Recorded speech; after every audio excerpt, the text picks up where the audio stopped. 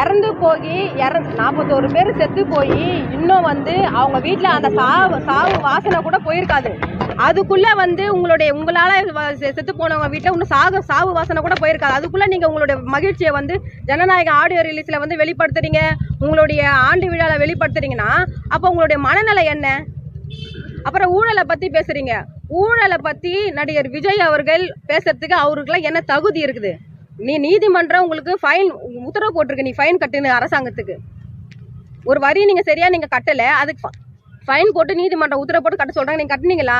அப்புறம் நீங்க என்ன ஊழலை பத்தி பேசுறதுக்கு உங்களுக்கு என்ன அருகதை இருக்கு? உங்களுக்கு என்ன இது இருக்கு? அப்ப நீங்க உங்களுடைய பணத்தை வச்சு நீங்க எப்படி மக்களுக்கு நீங்க செலவு பண்ணுவீங்க?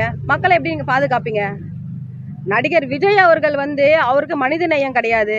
அவருக்கு எந்த ஒரு, அதாவது எப்படி சொல்ற, ஒரு அரசியல் கட்சிக்கான தலைவருக்கான தலைமைக்கான பண்பில நான் அவர் உரிமையில பேசினேன்றதுக்காக என் கட்சியில 4 பேர்ல 40 பேர் எனக்கு அறிவுரை சொன்னாங்க.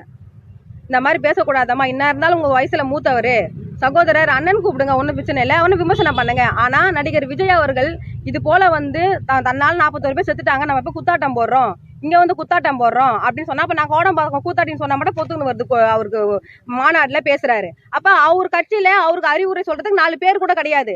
அறிவுரை சொல்ல 4 பேர் இல்லாத கட்சி, ஒழுக்கம் இல்லாத தலைவர், கொள்கை கோட்பாடு எதுவுமே இல்லாத ஒரு தலைவர் எப்படி தமிழ்நாட்டுல முதலமைச்சராகி மக்களுக்கான பாதுகாப்பை எப்படி அவர் ஏற்படுத்துவாரு? இது நாட்டு மக்கள் முன்வைக்கிற கேள்வி. இது